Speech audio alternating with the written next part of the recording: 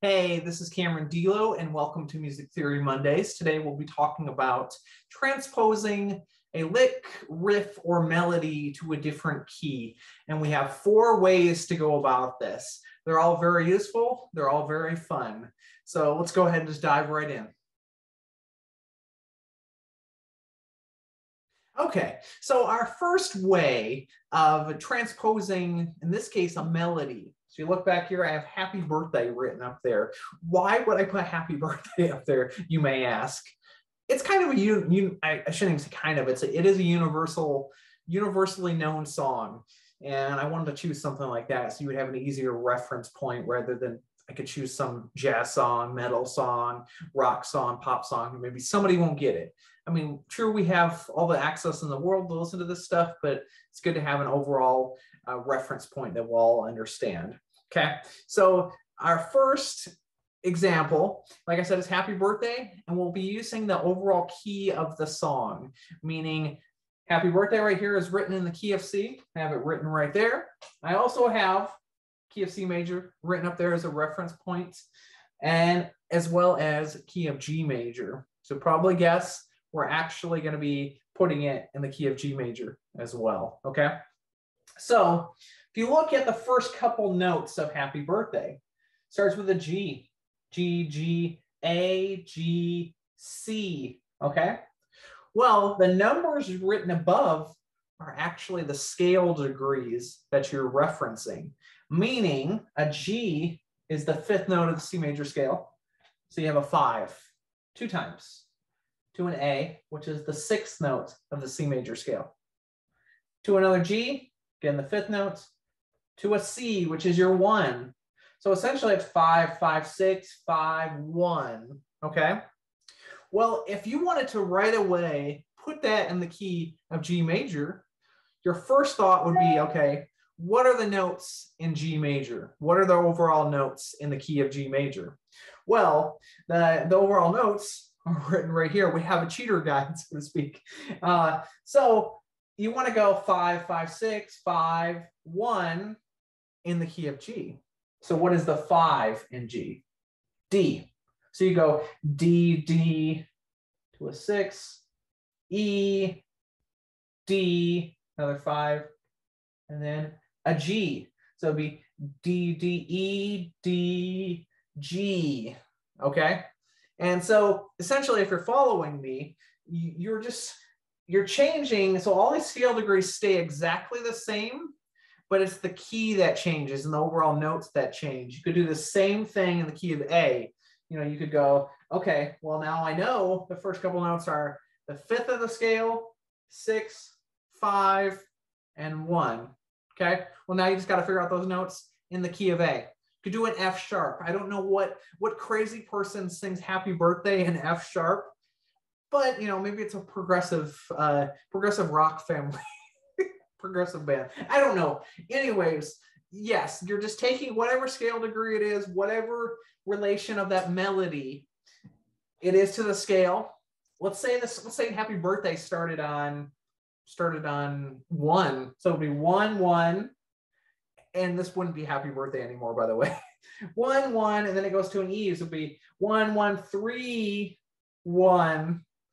It would be a completely different melody, but you know, if it went from C, C, that would be the 1, E, C, C, E, C. Yeah, so if you're following me, again, like I said, you're referencing whatever the melody note is in relation to the scale and what scale degree it is. And this works with every single key. It works with riffs. It works with licks.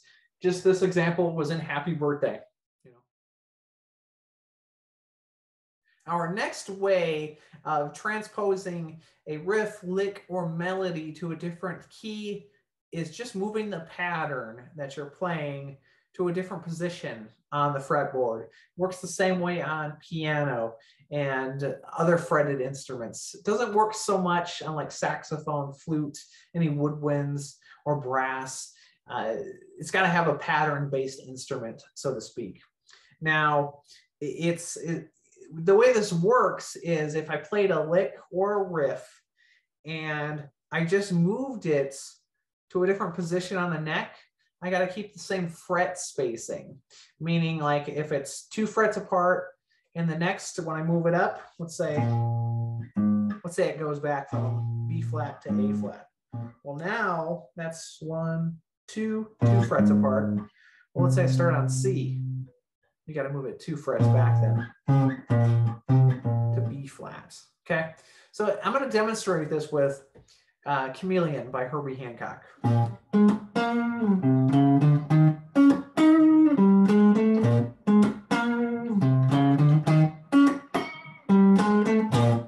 Okay, starting right there on 6th fret.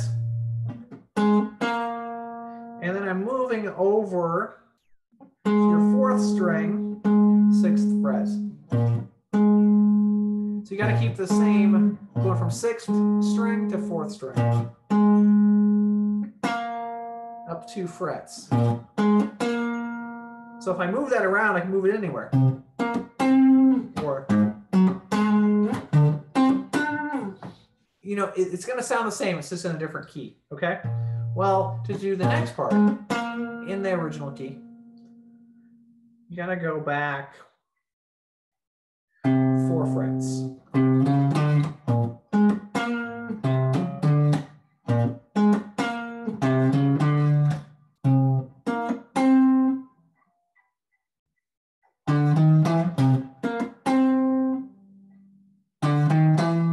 Okay.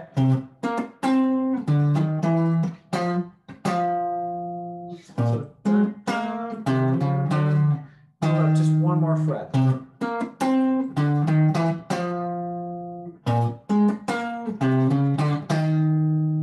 Okay. The next part is literally like the first part, just moved over a string. And you only go back 1 fret.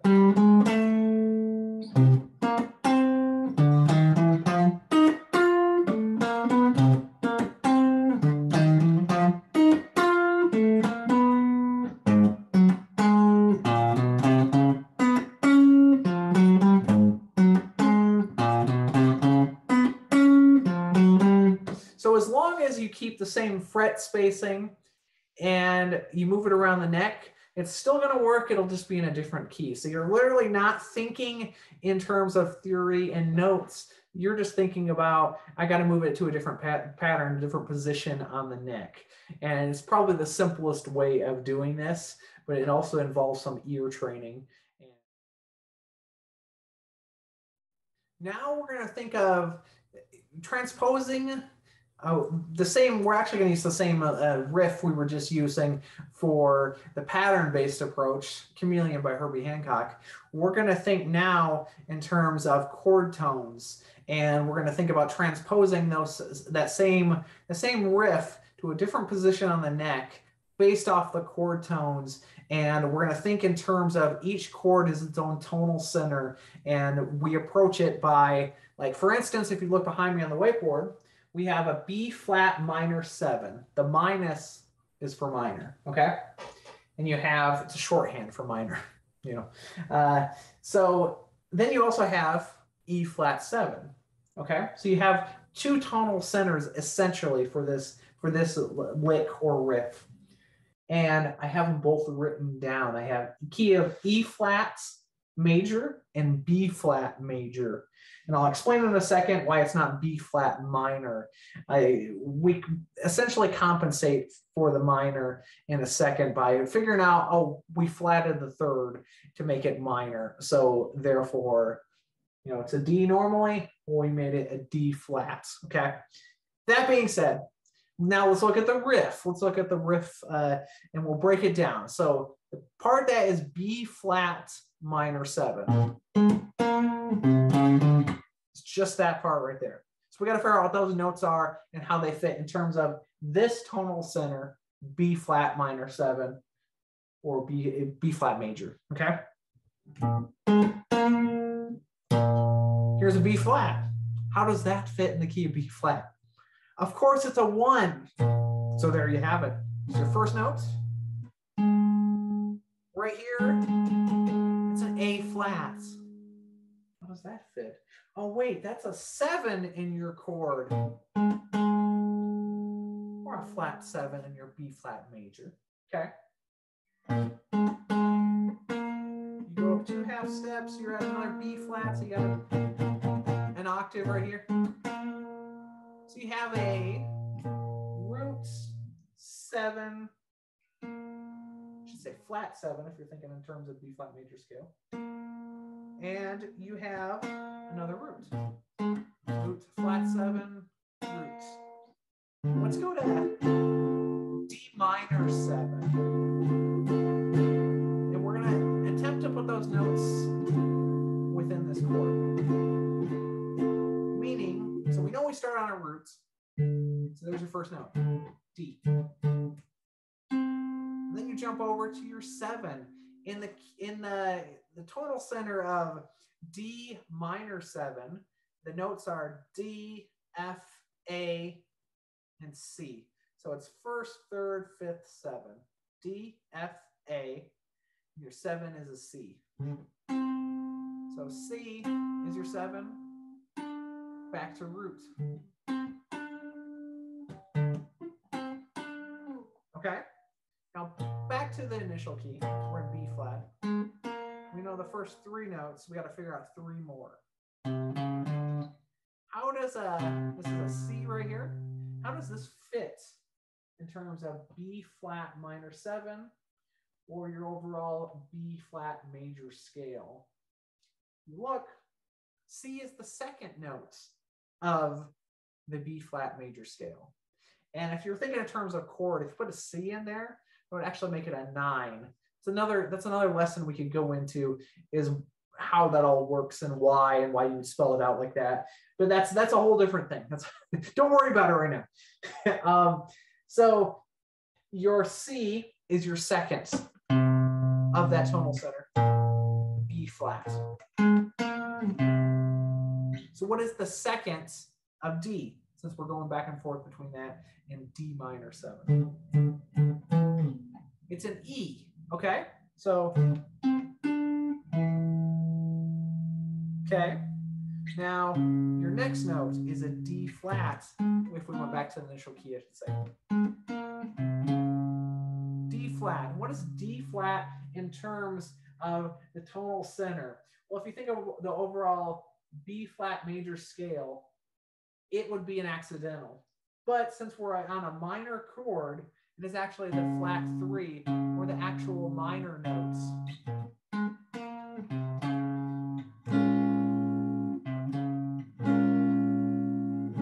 Okay.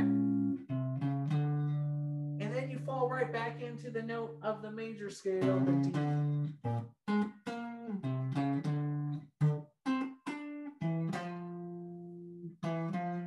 So in the key of D minor 7, your third, and I should say in D major, your third is an F sharp. Okay. Well, if we flat the third to make it minor, it's an F. So we have the same idea right here. And you're back to you resolve it to the major scale tone, which is your F sharp, which is your third in the key of D. We go back to the initial key. You resolve it to your third in the key of B flat, which is a D, okay? Let's just say in the key of B flat major. Now, the next note is not the B flat minor 7's problem. It's like, you know what, good riddance to that next note. It is the E flat 7's problem, okay?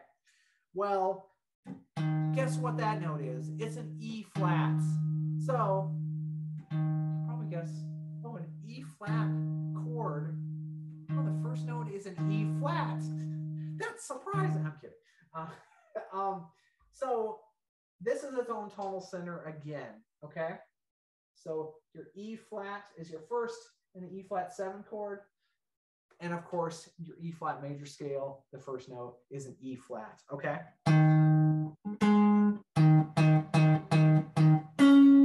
So your second note second note is a D flat. What is D flat? Oh, it's the 7 of that chord. Okay? It's not actually in the E flat major scale, but you flat the 7 to get that dominant 7. You got another octave. E flat. So it's root, flat 7, root. Just like how the B flat minor 7 outlined that, it outlined that chord with your root, flat 7, 7. Your E flat 7 is doing the same. Okay, so if we went back to what we were using, where we were going in D minor 7, if we went to that, what would be the next chord in that key would be G7, G dominant 7. So in a G7 chord, the notes are G, B, and D, and the 7 is an F. So your second note is an F. Root 7, root, root, flat 7, root. Because as you know, it's not written up there. Let me think. What was I thinking? You know, all of this, there's a lot of information here.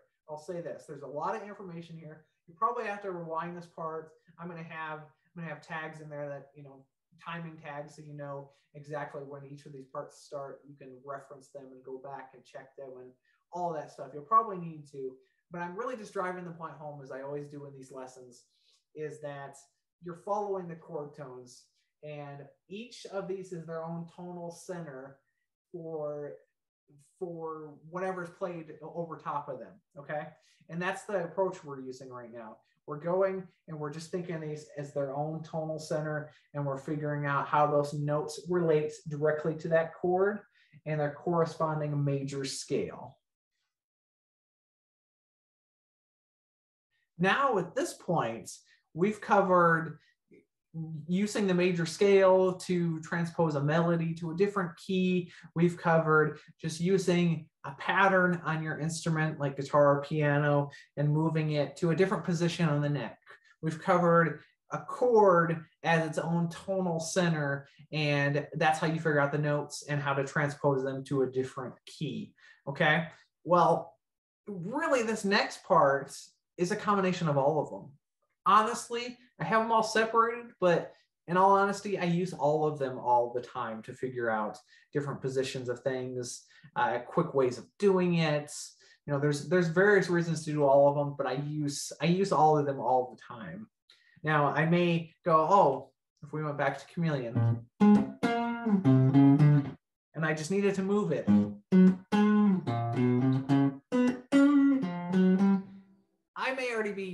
I may already know that riff really, really well, to where I know how the notes work with the chords. So I already have that tonal center knowledge, so to speak, of each chord being its own tonal center, okay? Well, I need to start in A flat. I know where A flat's at, I just move it there and I move the pattern. So I'm thinking of it in terms of its own tonal center, each chord being its own tonal center, but at the same time, I'm just moving it based off the pattern. Now, if this was a melody and I tried to move it just based off the pattern, I could run into problems if I do this and it has some open strings. It would change the pattern and it would throw things off. So that's an example of, you know, you would probably, I shouldn't say probably, I know you would look at it then based off of the major scale and how did those scale degrees work, like we did with Happy Birthday. Now, that just sounds really weird. It sounds like I'm throwing that so randomly in there. We're playing Chameleon, but we also played Happy Birthday. So it's all driving the point home. Like I've said, it's literally showing that, you know, you can move the pattern, think of it still based in chord tones. You can move it and think of it as a major scale, as we kind of did in the part where we did talk about each chord being its own tonal center, is how the major scale would relate to all of it. And we could base it to build each chord and then build, you know, the melody around it or the riff around it. So I would really recommend overall to say, or to look at it, say, I don't know why I would. I don't know why you'd say it out loud. You're practicing, you're just talking out loud. I'm encouraging people to talk out loud to themselves. No, what I'm getting at is I would use all of these to your fullest and to your advantage, because there's a situation for all of these and there's a reason to do all of these. And I would never limit your own knowledge. That being said, I'll see you next time, in Music Theory Mondays. In the meantime, be sure to like, comment, subscribe, share it. That's the way we'll make the channel grow. And, let me know what else you'd like to learn and what else you'd like to see. I'm going to keep going. We're going strong. So I'll see you next week. You have a great week.